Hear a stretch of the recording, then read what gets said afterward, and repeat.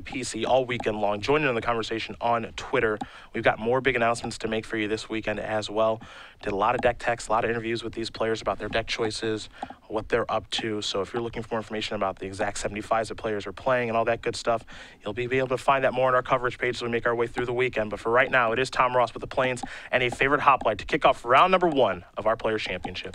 Tom, to me, is the most interesting person to follow in this tournament because more than anyone else in the room, he's the person saying, these are the 2 decks I'm playing. You know for almost certainly that he's playing this deck and more than likely Impact and Legacy. In a format that really rewards metagaming and being able to predict what people are playing, how much of a cost is this? Nelson with the Yavimaya Coast before passing the turn back over to Ross. You saw Ross lead off with a favorite hoplite off of a Flooded Strand. That's why he's at 19. He'll play a Temple of Enlightenment. It's time for Tom to scry. Top card, we'll see where it goes in just a second here. It is now the bottom card. Did not like what he saw. He'll follow this up with a copy of Defiant Strike. That'll trigger Heroic there on the hoplite. He'll get to cycle, draw a card, and come across here for 3 points of damage. Nelson going to go down to 17, draw an Evolving Wilds for the turn. Nelson does have a Polluted Delta and now a copy of Sylvan Caryatid, so the acceleration is here. And a problem for Brad right now is Tom is aware of what he's playing. He knows that Brad is likely very light on removal spells and can't play removal spells very efficiently right now anyway because his graveyard's not stocked and the other cards he could potentially have are 3 mana or more. So Tom's going to have free reign to really get something going.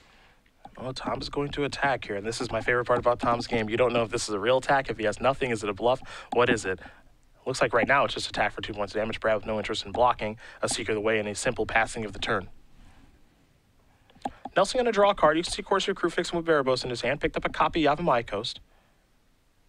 Murderous Cut in the grip as well. Looks like a pretty good interactive hand here for Brad. Well, one of the priorities has to be getting his graveyard stocked where he can play Murderous Cut very cheap and try to set up a spot where he can block and play Murderous Cut to play over the top of whatever tricks Tom has. Does have a Satyr Wayfinder in hand. He's going to tap 3 mana. Looks like he's going to take 1 to play a Corsair of Crewfix. That's going to come into play. Top card's a copy of Sylvan Caryatid. Evolving Wild's going to come down. Nelson will gain a life due to the Corsair trigger. You have to imagine he'll be sacrificing that Evolving Wilds at some point to make sure he doesn't draw that Sylvan Caryatid. We're going to go back Ross's way with a 2-3 favorite hoplite and 2-2 Seeker of the Way, but both those creatures, of course, can get much bigger very quickly as Ross does draw his card for the turn. Looks like he picked up a copy of Ordeal of Thassa.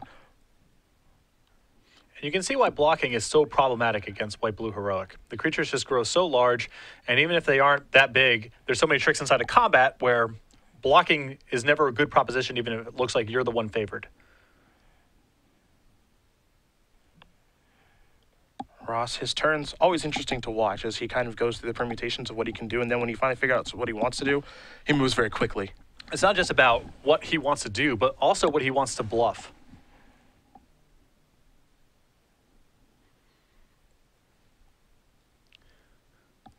Brad there making a pretty gutsy block.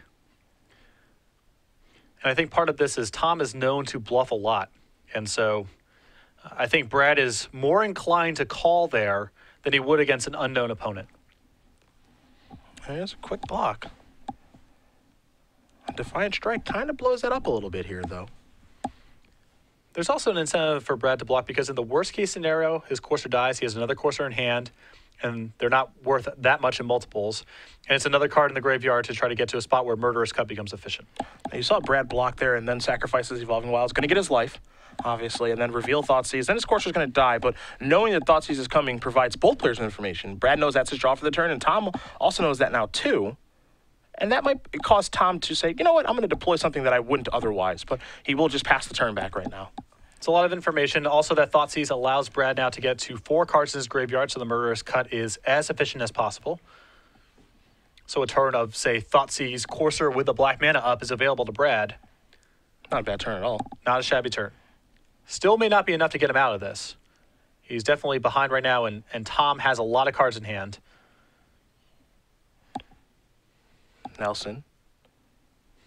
Tapping 3 mana. Looks like it may be Corsair time, and it is. Top card here is a Temple of Melody. That one's pretty big. Brad really kind of needed a land here. Does have a Yavimaya Coast in hand, but maybe another source of black mana would help, and Temples are always nice. And the way that he tapped to prevent himself from taking a point of damage, it does leave the Thoughtseize plus Murderous Cut play off the table. Sidisi looks like it's going to stay on top, and now here is Thoughtseize. So Nelson's going to go down to 12. The hand for Ross. Another copy of Defiant Strike. That's his third of the game, along with an Ordeal of Thassa, a God's Willing, and a copy of Feet of Resistance. So a pretty good hand here. This is tough. The Ordeal of Thassa is online next turn, so that's the most powerful card in the abstract. But the Defiant Strike will make blocking very challenging, and the God's Willing and Feet of Resistance makes trying to use removal spells very tough as well. So a really tough hand for Brad here. What to select is actually pretty tough. I'm not entirely sure what you're supposed to take in this situation. Brad obviously going to take a look at his hand and knows he's got a Sidisi coming as his draw step next turn, but also has to be wary of just all the things that Tom can do. I don't think that he can strip Tom of a protection effect because he has 2. And Ordeal of Thassa is just the most powerful card in the abstract. I suppose the big question for Nelson here is, do I think I can beat 2 protection effects? Might have to take 1, as he might feel I can't beat 2 of them. It's true, though you're giving Tom 2 clean looks next turn if you don't take the Ordeal. Absolutely. So it's just a tough hand for Brad. I imagine when Thoughtseizing Tom, this is not what Brad wants to see staring back at him. No, 2 protection effects plus Ordeal of Thassa is really tough. Now, Brad's hand's not bad. Again, he does have a copy of Erebos. You've mentioned the Murderous Cut, and the Thoughtseize will make it so he does have 4 cards in the graveyard. Can't do it this turn, but we'll be able to do it next turn. And Sidisi's going to be his draw step, arguably the most powerful card in his deck. He gets a little something going here, but this is still going to be a really tough hand to beat. Blocking is going to be hard, and removal spells are going to be hard to use as well. Ross will draw a card.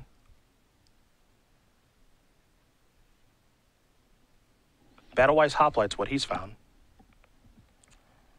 You do wonder how much that changes the equation. Though he is, I wouldn't say solidly ahead. I would say that he's a little ahead right now and can continue to push an advantage. But again, with Sidisi on top of the deck for Nelson as his draw step next turn, and we know about the Murderous Cut, things could change very quickly. He does get the opportunity to shift things around a little bit. If he can get out of this turn without too much harm being done, having good blockers plus the ability to play Murderous Cut in the same spot is where Brad needs to try to direct the game towards. Well, he'll start with a Defiant Strike on favorite Hoplite. That'll trigger Heroic. Ross going to draw a card. Doesn't look too thrilled with what he picked up for the turn. There was a copy of Hero of Iroas. Now, don't forget, Seeker of the Way got a little bit bigger there, too, because of Prowess. And Ross is going to send in with both of his creatures. Again, Nelson does know about Feet of Resistance and God's Willing in hand. So Brad knows that this is, if he blocks here, I guess it's not guaranteed that his Courser dies. Tom could simply pass through combat. This is true. That's what makes playing against Tom so tough in this situation. He's attacking. You could, as you mentioned, just block. There's no guarantee that he'll kill the creature, but, you know, how much do you value the Courser? Do you think he'll pump? Again, tough to say. Now Brad's got to do some math. Absolutely. I mean, this is 7 damage coming through right now. And he knows that Feet of Resistance can get it up to 9 points of damage, which is not lethal, so he doesn't have to block, and it looks like Brad's just going to pass as a result. Let's see what the follow-up's going to be here for Tom. As Nelson is down to 4. Again, Battlewise Hoplite and Hero of Iroas are the options. He's going to go with the Hero and just pass the turn back. Shields down as Sidisi is the draw. Top card now is a copy of Mana Confluence. Though this is not a bad spot for Tom to elect to do shields down, because none of his creatures are particularly valuable, and he has 3 of them. So if Brad wants to go ahead and main phase a removal spell, it's not the end of the world for Tom, because it allows Tom to move with much more freedom next turn, and there's no critical piece that he risks losing. Keep in mind that there's no guarantee that the Sidisi flips over a creature as well, in which case all of Brad's blockers on defense are green, and then God's Willing and Feet of Resistance become a real problem.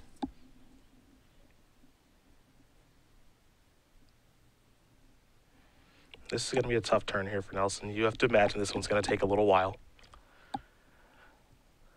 The problem is I don't think his hand allows him to do very much other than Sidisi and then either try to do something fancy with the Murderous Cut or just playing it straight away.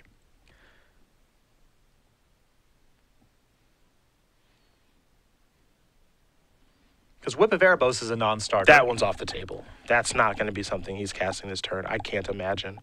The Wayfinder does very little except give Brad the opportunity to set up Whip of Erebos down the line, but that feels too risky to me. Doesn't seem like that's what the game's about right now.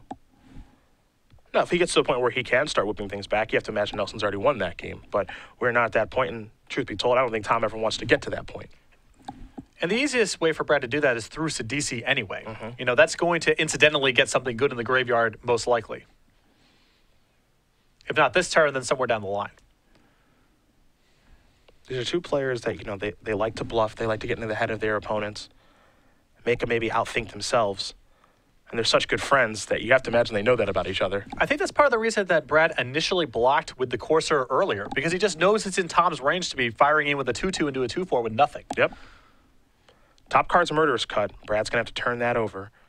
A couple of cards here as well. Sidisi is one of them. Top card now for Courser is a Satyr Wayfinder Sidisi trigger. There's your zombie token. And this is important, too, because of God's Willing and Feeder Resistant. It's really nice to have different colored creatures out there. Yes. Green and black now. As Ross will draw a card, Nelson with Murderous Cut at the ready. Now, to pay a little bit of life for it, because there's a Manic Influence out there, and that 1 damage may matter quite a bit, but we'll see how things do go here. As Ross is drawing his card and figuring out what he wants to do on this turn of the game. The other issue is that Tom can easily have a hand powerful enough that even if Brad just blocks straight up, Tom gets a lot of value, potentially just killing creatures inside of combat. Brad has blockers, yes, but it's not clear they're equipped to block the creatures that Tom has. And I suppose we will find out. Red zone. Let's see how Nelson wants to block him. As there is quite obviously some blocking to be done. Yes.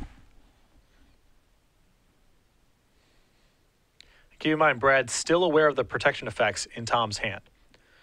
So he knows that the Murderous Cut is unlikely to successfully resolve, but he can do it to at least finagle some of Tom's tricks. Maybe squeeze both combat tricks out of him. Not clear where that gets him long term, but he's got to start somewhere. You got a zombie token on Hero of Iroas to start. Courser. Well, let's back it up a little bit. The blocking here is so hard. You know, do you cut before combat? Probably not. But the blocking here is so difficult.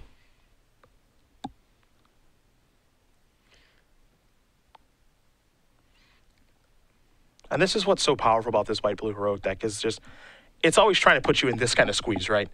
This is what it wants to do. It wants to, you know, leave you off balance, make blocking difficult, make it so that your forced cast removal spell that you know is not going to resolve. Even on a relatively cluttered board, playing against a 1-mana removal spell, Tom can pretty easily attack. And it's hard to imagine combat going well for Brad at all. Maybe he gets out of this, but I think his Murderous Cut is unlikely to resolve, and his creatures are all likely to die. And the tough part, too, is that he had to turn over another Murderous Cut with the Sidisi. He didn't have the option of just saying go, because the only thing he could have done besides play Sidisi was play Whip of Erebos, and he likely dies if that's his play. Mm-hmm. So losing a Murderous Cut there is pretty tough. And I don't think Tom is going to get sloppy about playing into Murderous Cut right now. He's aware of it as a possibility. There's Feeder Resistance. It's going to target the favorite Hoplite. That'll also set off the Prowess effect for Seeker of the Way. Now, Hero of Iroas, that's still going to be a 2-2. Favorite Hoplite, of course. Heroic Trigger. Elevator's going to go up. Yeah, this is the path that Tom can take now, is pumping the hero and the Hoplite and allow the Seeker to just incidentally take care of Sidisi. Yep, so you mentioned a bunch of stuff's going to get cleared away. Sidisi's going to go away. Courser, Zombie Token, all gone. Seeker of the Way trades with Sidisi. Hero of Iroas trades with the Zombie Token. Ross left with a large favorite Hoplite, a Battle-Wise Hoplite in hand, and we can't forget about the copy of God's Willing. If you're Nelson, though, it doesn't feel like the worst turn. No, you were probably worried the most about Tom incidentally having a second spell that would have allowed the Seeker to survive. Yeah. But it did not appear that Tom could do that without giving up on the God's Willing, which he wants to use to protect against a Murderous Cut. And for Brad, you also got to be thrilled, too, because he didn't have to cast Murderous Cut that turn. He still got that in the holster. Brad going to take a copy of Opulent Palace here off of the Satyr Wayfinder. You see his hand, again, Whip of Erebos. Another copy of Satyr Wayfinder, Yavimaya Coast, the palace he just picked up. And we can't forget about that Murderous Cut, probably the most important card in his hand. Yavimaya Coast wants to come into play, and it will. Let's see what he's going to add to the table now. This might be the best window to do exactly that. He still gets the protection. Tom needs 2 protection effects, basically. He needs something to give pro green to get past the Wayfinder, and then something to survive the Murderous Cut. It's asking a lot. Things do get interesting if Tom picks up a card like Aqueous Form for the turn. Forces Brad's hand. So there are some unique ways for him to get out of it. Yeah, there's other draws, but basically he needs something to ignore the blocker and still protect against a Murderous Cut. So Whip of Erebos is down. You see Ross immediately grab the graveyard and say, okay, what's down there? I know this is a DC down there. Is there something like a Hornet Queen? And the answer, I believe, is not just yet, as we are being informed right now that Jim Davis did win game number 1 here over Brian Braun to win. Jim playing blue-white control, much like he did at the Invitational. Has Temple of Enlightenment going to come down? Top card going to stay on top. That's always a scary feeling. But Brad does have the possibility to block for a very long time. Next turn he can get back this DC. If that generates a token, that's another blocker. It's another opportunity for him to mill himself over. That might get him something like Hornet Queen. He's still on a tightrope right now, but his graveyard does give him the tools to block for a while. This assumes that Tom allows him to block. A heavy assumption. Yes, that is assuming a lot. Now, what's interesting here is that Tom doesn't know, okay, how many Murderous Cuts do I actually have to play around? This deck could range anywhere from, what, 2 to 4? Yep. Some of these lists only play 1 or 2. Yeah. You know? But I think that because Brad's graveyard is not that threatening right now, I don't know if Tom needs to make a very aggressive move. If he was facing something very dangerous in Brad's graveyard, that could be a sign to throw caution to the wind. But because that's not the case right now, I think Tom can take a more conservative approach. That's exactly what he does. Favorite Hoplite just going to come in. Satyr Wayfinder can't block fast enough. Nelson going to go up to 6 from the lifelink due to the Whip of Erebos. Battlewise Hoplite will come down in the second main phase, and we're going to head back Nelson's way. Nelson barely keeping his head above water. He's tapping mana immediately. Let's see what he's going to do here. It's going to be an activation Whip of Erebos. That's going to go reaching in the graveyard, and that's going to find a Sidisi. A lot of pressure on this to find a creature. And it does. A copy of Doomweight Giant. Also a Thoughtseize and a Temple turned over there. But the zombie's going to come in. And we know that Nelson does have a copy of Satyr Wayfinder. So he can actually do this again. And he will. So now, some cards are turned over. And the last one's the important one. It's the Sidisi yet again. Now I get to take a land here. And Llanowar Waste. That'll trigger Sidisi again. Another zombie token going to come into play. This is a really, really nice turn here for Brad. It's problematic here for Tom to be playing against these zombies because the Battlewise Hoplite needs help to be able to get through them. And he is 3 for 3 now with the Sidisi triggers. There are 3 zombie tokens out there.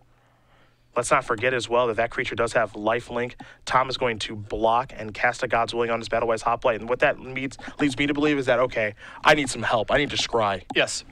He's got some big draws, too. If he's able to find an Aqueous Form or Heliod's Pilgrim to do the same thing, then it's well worth it for Tom to get 2 for 1 here. And Brad is definitely thinking about it right now.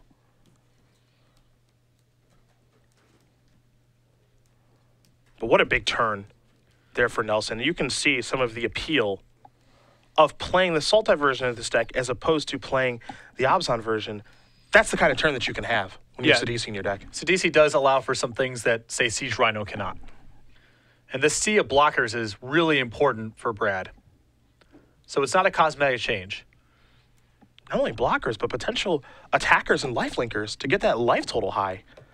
Now there is a Heliod's Pilgrim. And that's going to resolve. Ross is going to go searching. What he's going to go searching for, I think, is the interesting part. Ordeal of Thassa is an option. Aqueous Form an option. Stratus Walk as well.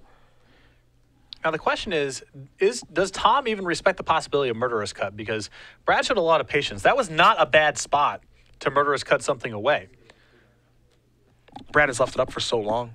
And if you think that the shields are down here, you can just go for the win. And he does think the shields are down, so Tom is going to cast an Aqueous Form on the favorite Hoplite. But Nelson has been extremely patient with the Murderous Cut. Now he's finally going to cast it. That's a little 2-for-1 action right there. It's a real beating, as that's Tom's kind of trump in this situation. He only has one copy of Aqueous Form in his deck, as he oftentimes does. It gets blown up by a Murderous Cut. Now Nelson is really beginning to turn the corner. And he's going to be getting a lot of life here. His draw steps from here just are much better than Tom's. And we can't forget, he's turned over some DCs with those Satyr Wayfinders. So what he did last turn, he can do again this turn, and he's already reaching for mana. And what this deck kind of does when it gets into this stage of the game is it says, okay, I've got 4 mana. Let's hit the whip again. Let's bring something back and really, you know, just snowball into a huge advantage. I don't mind Tom going for it last turn because things are only getting worse. So you just got to hope at a certain point. But Brad really got rewarded for the patience he showed. Going to turn over 3 cards. There is a Sylvan Caryatid among them. And wow, Brad is going to go reaching for all these creatures. It looks like it's time to send them all into the red zone. Maybe Satyr Wayfinder hangs back, but he wants to get a bunch of life this turn. He'll trigger Sidisi yet again. 3 cards will get turned over. No creature that time, though picking up the information that Brad does have Salty Charm in his deck. And I don't think it's worth attacking with the Wayfinder. Brad also does not do it just because it gets eaten up by the Heliod's Pilgrim, and that Pilgrim has nowhere else to block. Yes, this Hoplite gets eaten as a zombie for free, but Brad just gets to deal so much damage and gain so much life that it's worth throwing one of them away. Now, of course, this is a stage of the game that Tom Ross does not want to be in, though he does have his ability to work his way back into a game like this. Right now, I imagine it all starts with Ordeal of Thassa. That's got to be the draw step here, or some way to get it online. Because Tom just draw step for draw step is so far behind Brad in terms of raw power. Also, Brad's got a Whip of Erebos in play, which is its own problem. Well, Tom's going to slide some mana around. Didn't get a great look at what he drew for the turn. Doesn't look like much as he just does pass the turn back over to his good friend Nelson. You see Nelson's hand. Nothing much going on there. Though we did just pick up Murderous Cut. That's a big one. That is probably the best draw step Brad can have here.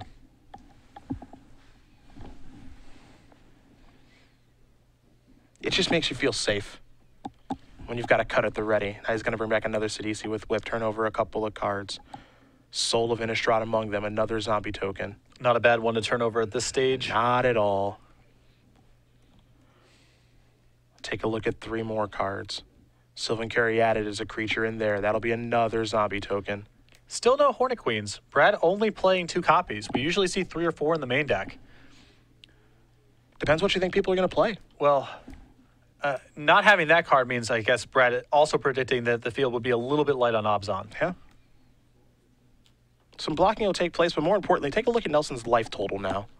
He's way in the safe spot. Even if Tom is able to find Ordeal of Thassa, and it had to resolve for this to even get started, he's got such a cushion that eventually he's going to find something big to do. Yeah, not much can go wrong from this point. And again, this is the stage of the game that Ross never wants to be in. When he's drawing cards like Hero of Iroas on turn 100, where they're much worse, as now Soul of Innistrad is going to return 3 creatures. Farika is 1. Doomweight Giant is 2. And we'll see what number 3 is going to be. Nelson's going to go with a copy of Reclamation Sage. So those 3 are going to be added back to the grip, thanks to Soul of Innistrad, a card that's picked up in popularity in these whip archetypes. Sultai Charm is the draw. Forest is the land that will be played. And I think we might see Doomwake and Farika this turn. I've seen worse turns. With Murderous Cut still at the ready. And the ability to activate Farika too. It's not a bad turn. Doomweight Giant's going to come in. Constellation trigger. A little -1/-1 action. The follow-up is Farika. That's an enchantment. A little more -1/-1 action. The follow-up is activate Farika. That'll make an enchantment creature, which means a little more -1/-1 action. Battlewise Hoplite's going to bite the dust. Red zone. Nelson's going to come in for a bunch of damage here. We might see one more draw step here from the boss. Brad really with just a brilliant navigation of this game. The patience with the Murderous Cut. Yep.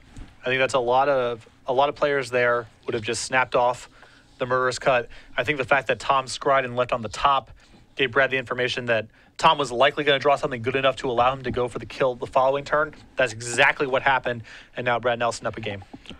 It's time to turn our attention to the sideboard here. You see Ross is going right into the box. We will take a look at his 2 copies of Laguna Band Trailblazer, an Aqueous Form, a Mortal Obstinacy, a Ordeal of Heliod, and a Johnny's Presence, a Dig Through Time this weekend, and a Erase, 3 copies of Stubborn Denial, a Triton Tactics, 2 copies of Glare of Heresy, and a Treasure Cruise. What do we like and why? I like the card advantage spells because the game's likely to go on for a pretty long time, so I like having access to the Treasure Cruise and the Dig Through Time. I like having a second copy of Aqueous Form as well because this deck is so good at blocking. 1 copy of a Johnny's Presence, nice against a deck that's likely to be packing Destroy Removal as its main form of interaction. On the other side of things, stage, you have Nelson's sideboard in front of you. A Reclamation Stage, 3 Bioblights, 3 Disdainful Strokes, 2 Heroes Downfall, 3 copy of Ashiok, 2 copies of Kiora, the Crashing Wave, 1 Drown in Sorrow. So I really like the 3 Bioblights. I think the 2 Heroes Downfalls are a little bit less efficient, but still very valuable to have. Just more removal is very good for Brad. 1 copy of Drown in Sorrow. And I think the 2 copies of Kiora are reasonable in this matchup as well.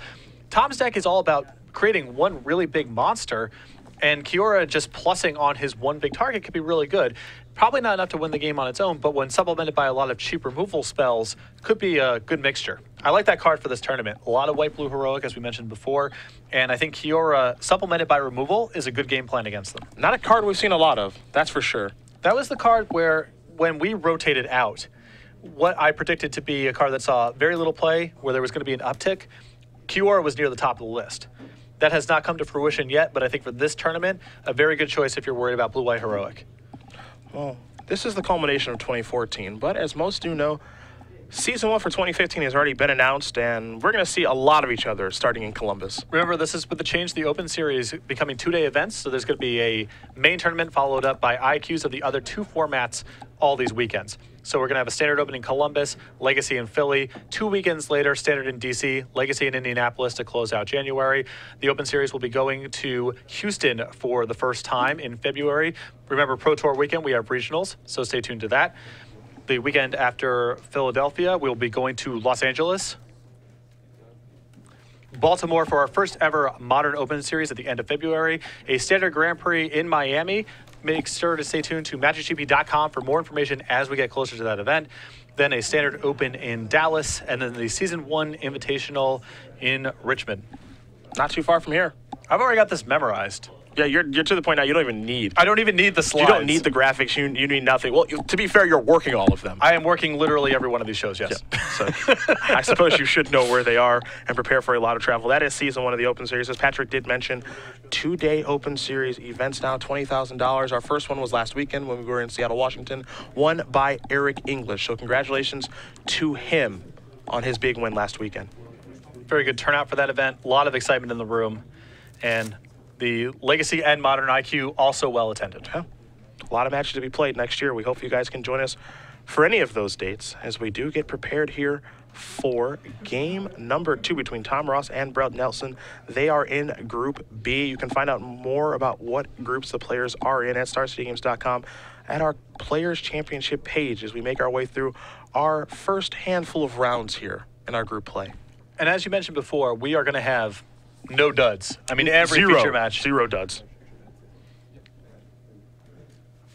I mean, if this is how we're going to kick things off, me oh my.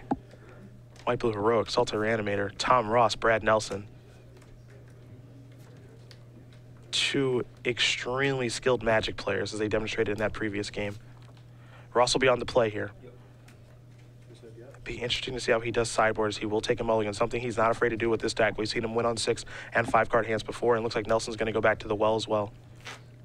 The deck can get very polarized opening hands. You have a lot of hands that go nowhere, and it's important to mulligan, because until you get something in play and something to put it on, you're not doing very much.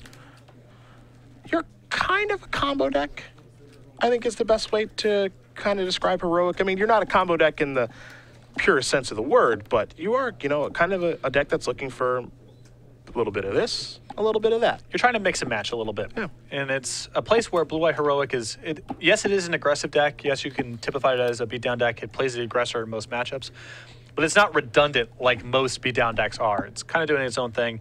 Part of the cost of that is you're much more likely to mulligan, because most beatdown decks, hands of some lands and some spells will be fine. Not the case with Blue-White Heroic. Well, both players will be drawing up 6-card hands here in just a moment. And we'll see what they're able to find as Nelson is able to win game number 1 due to his patience with that murderous cut. Again, he's got a decent amount of those in his deck this particular weekend. Ross going to look at his 6-card hand. Nelson's doesn't look bad, but we'll start things off with a Laguna Band Trailblazer, excuse me.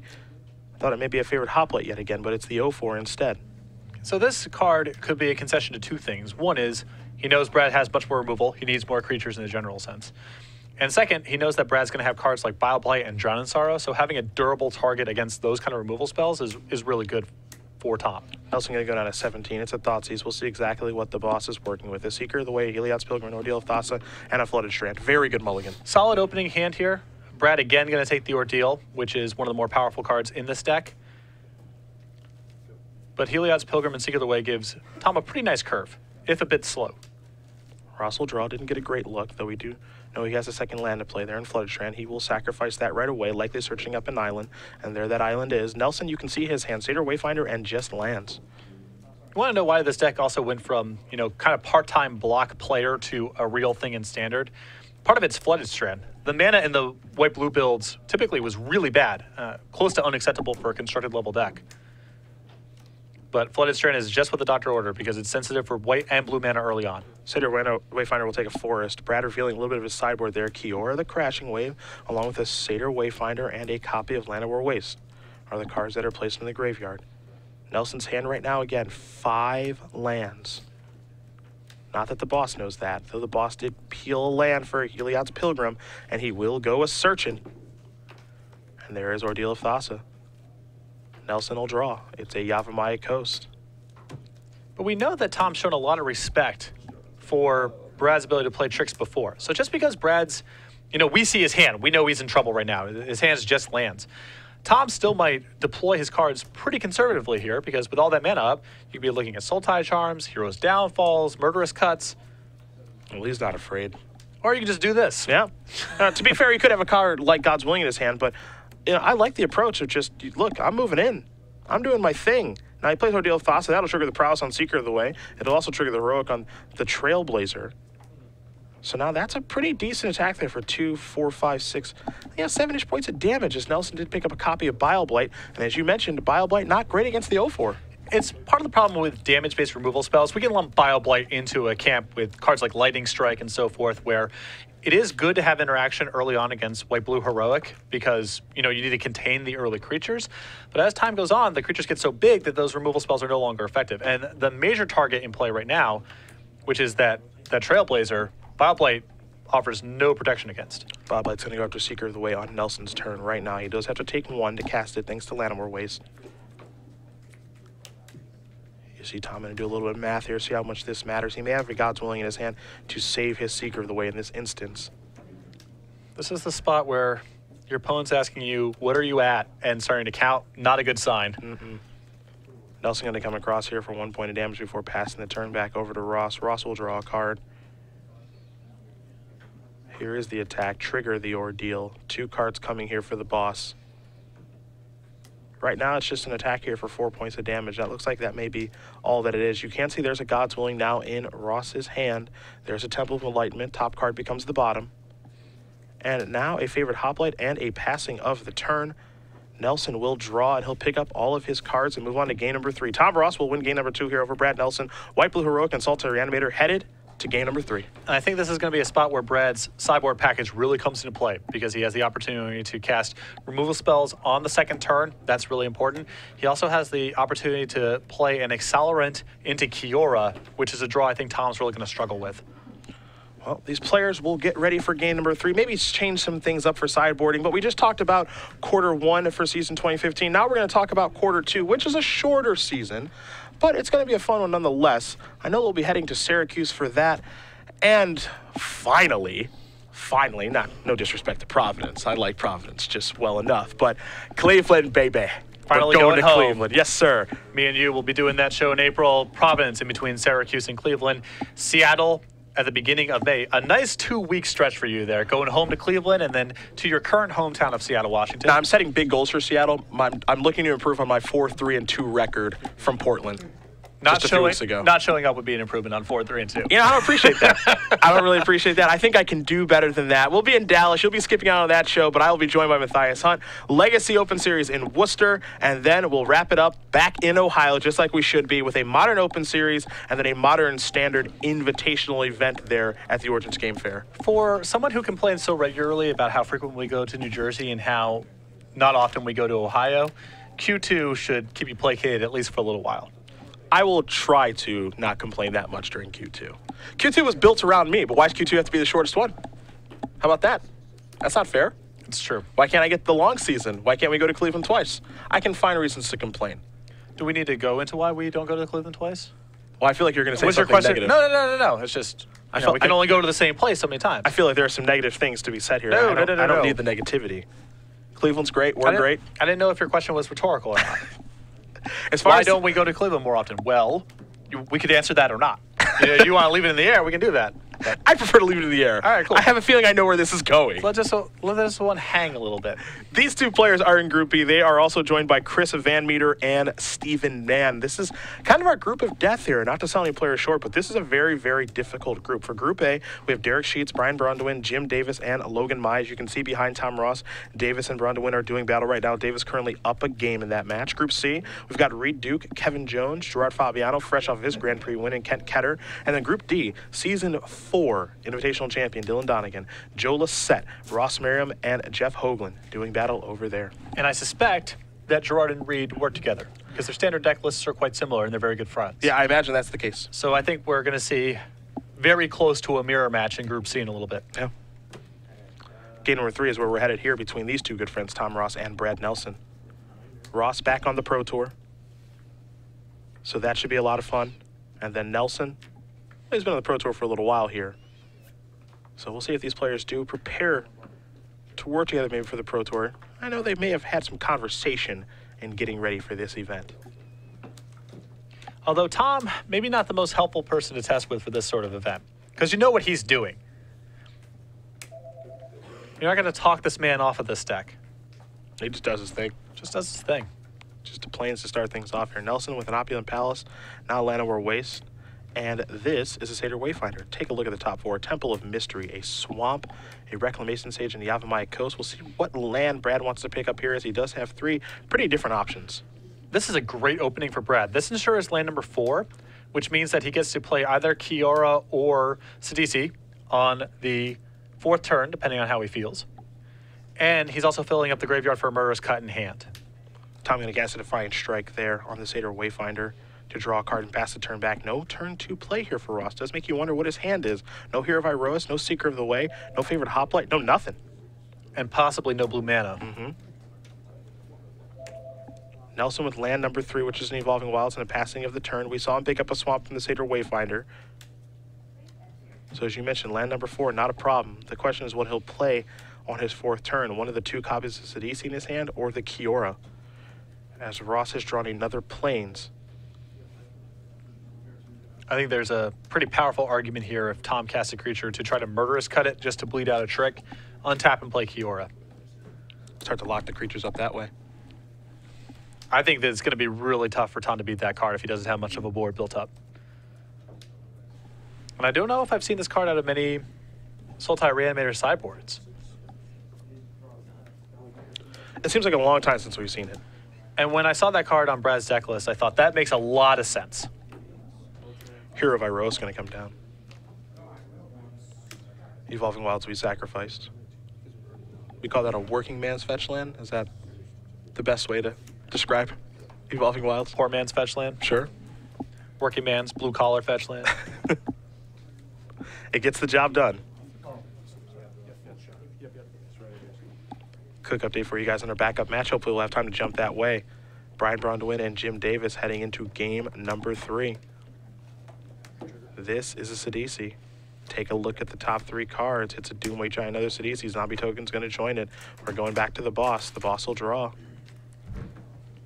Does have a copy of Mana Confluence in hand, so blue mana doesn't look to be the issue. And Brad's setting up just a really powerful game plan here. He's building up a wall of blockers. He's saying, Tom, to get through this, you're going to have to play a lot of enchantments. And then he has 2 copies of Murderous Cut plus Kiora ready, which is very powerful against that plan. So he's forcing Tom down a path and then has a very good answer for that setup. Ordeal Thassa going to come down. Trigger Heroic on the hero. See what the follow-up's going to be. Mortal Obstinacy. That'll trigger the Ordeal. 2 cards coming. Just a little piece of enchantment removal so we can handle things like Whip of Erebos. A quick jump block there for Nelson. 4 creatures in the graveyard, never a bad thing for this deck. Ross maybe considering deploying a threat, and he will. It's the Gunaban Trailblazer. And a passing of the turn over to Nelson. Nelson will draw a copy of Sylvan Caryatid. That one not all that important right now. But Brad is just doing some really powerful stuff right now. You have to imagine he's happy with where he's at this point. I mean, potentially he could attack with DC this turn, make another token, play QR with a mana up, and Murderous Cut. No token this go around, just 3 lands turned over. The Trailblazer going to get in front of the zombie token. 3 damage will come across. Yeah, it's a pretty good turn regardless here for Nelson. Though not flipping over the token is a bit rough, just because Tom could potentially get the Trailblazer into a spot that it can take down Kiora. I think if Brad had generated a token there, he would have been way ahead. Here is Kiora. This is still fine for Brad, but a token would have been really nice. Kiora will tick up until next turn. Prevent all damage that would be dealt to and dealt by target permanent and opponent controls. Low loyalty on this one, but a good card nonetheless. Now, Brad could have potentially hedged against this outcome last turn a little bit by not attacking with the zombie token. He doesn't deal any damage in that world, but it does give him some protection against missing with the CDC trigger. Ordeal of Thassa on the Trailblazer. Going after Kiora. It's down to 1 follow-up. It's a favorite hoplite. Another follow-up is another Trailblazer. So Tom is gumming up the board as we work our way into the mid-game here. It will continue to get interesting as we do go. Tom taking a go-wide approach with the ability to go big with his creatures. And Brad, when we know he wants to kind of gum things up. Tom's still being in this one, given how powerful of an opening Brad has had here. The 2 Murderous Cuts left over, pretty impressive. It's notable. Brad's opening draw and first couple turns led me to believe that he's going to run away with this one, and instead we have a game on our hands. Now, Brad's in the position to play multiple Murderous Cuts in the same turn because his graveyard's so stocked, so that's very good for him. Because there's a good chance this game gets to a spot where Tom can play around 1 removal spell, but not 2. We'll see how Nelson wants to lead things off here.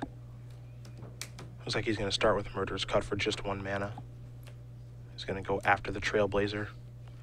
Wants to make sure that Ross can't draw any more cards. Ross is going to play his God's Willing.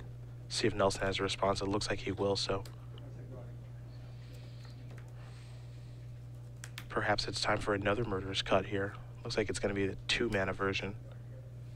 Quick update for you guys on one of our first results of the day. Logan Mize, the player from Florida, does defeat Derek Sheets 2-1. Both of those players in Group A. So congratulations to Logan Mize taking down our Season 1 Invitational champion, Derek Sheets. Gets his day off to a nice start, as Murderous Cut number 2 will take care of the Trailblazer that did have Ordeal of Thassa on it. Now, this would be a really good spot for Tom to have one of his card drawers, which I thought would be a factor post-board. Can't cast Take Their Time currently, but if he can find Treasure Cruise, that would be great. Sidis is going to make another zombie token here. There is a Sylvan Caryatid. And a passing of the turn, as we've just been informed that Ross Merriam does win his match over Dylan Donegan. So for Group D, the group with Donegan, Lisette Merriam, and Jeff Hoagland. Merriam off to a nice start.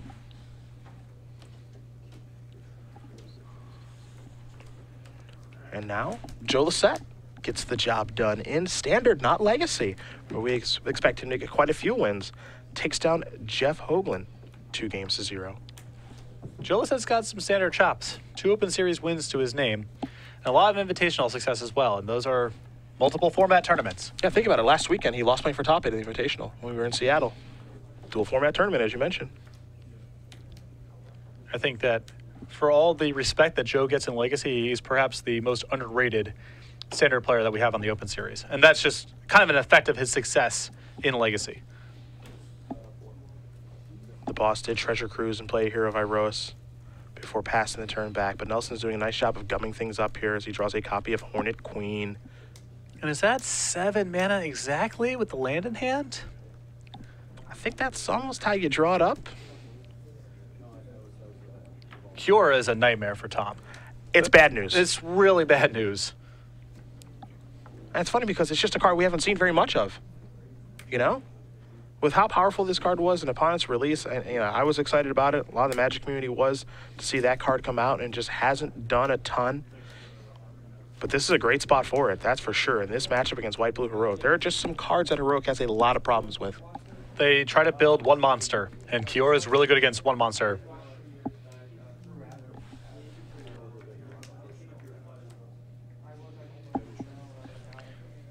I like Tom making a move here to try to get this easy off the table. But Brad's follow-up is not too shabby. There are worse things to be doing with this amount of mana, that's for sure, as Hornet Queen's going to bring 4 insects along with it. Nelson going to pass the turn back, I imagine, rather confidently, as we've now been informed that Gerard Fabiano in Group C has taken down Kent Ketter 2-0. The other players in that group are Kevin Jones and Reed Duke, and they're doing battle right now. When we do have that result for you guys, we will let you know. And now it is confirmed, Kevin Jones, our Season 4-point champion, does take down Reed Duke 2-0. Maybe a bit of an upset there. Well, I think that Reed is probably the most popular person to pick if you had to choose someone to win the tournament. So that is quite the upset. But no one in this tournament is a slouch, you know? Every round's going to be tough, even if you're Reed.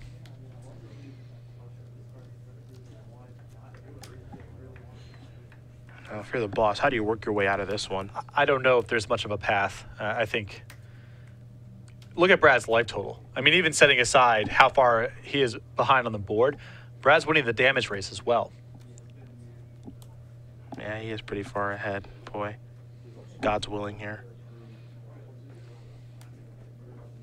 And this is just trying to fizzle a Kiora trigger. This is not even stopping a removal spell. Yeah, he's going to go with Pro Green here. Leave the card on top. Hornet Queen and friends will come on in the air. Now, one card that Tom does have in his hand, oddly enough, is his Dig Through Time, though he doesn't have a second blue mana to cast it. We've seen him play 2 copies of Treasure Cruise in the sideboard before, but now he's going with the split on the Delve cards, as Nelson's going to turn over 3 cards from Sidisi. No creatures there. Thoughtseize and a Hero's Downfall among the cards. Also Whip of Erebos, and just a passing of the turn over to Ross. Even if Tom gets something going this turn, he's facing a lethal on the way back, so his only real out is if he has Ordeal of Heliod, which I would assume is one of the first cards to get sided out in this matchup. Doesn't seem like that great of one. The game is more about what's going on the board. It's not really about life totals. And if Tom makes a move to attack with any of his creatures, well, he's down a blocker on the way back, and Brad still has 3 zombies.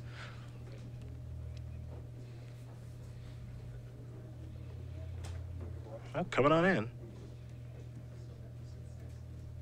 Brad, a very quick chump block there with the Sylvan Caryatid, and Ross just with the passing of the turn. Nelson will untap all those creatures. Looks like he may have picked up another copy of Sidisi. Kiora going to tick up, shut down the biggest creature. And I'll tell you, if you're looking for a way to beat this Heroic deck, and you can have blue and green mana in your deck, well, Kiora's looks like the way to go. It was dominant that game. That's the most powerful I've ever seen Kiora be in a game. We've had it show up in Standard periodically. We've seen it show up and lock things down for a little while, generate a little bit extra mana. We've seen it go Ultimate a few times. Kiora was lights out in that game. Tom had no real shot when Brad was able to lock up the ground. Brad Nelson wins this match over Tom Ross 2-1. Again, those players are in Group B, along with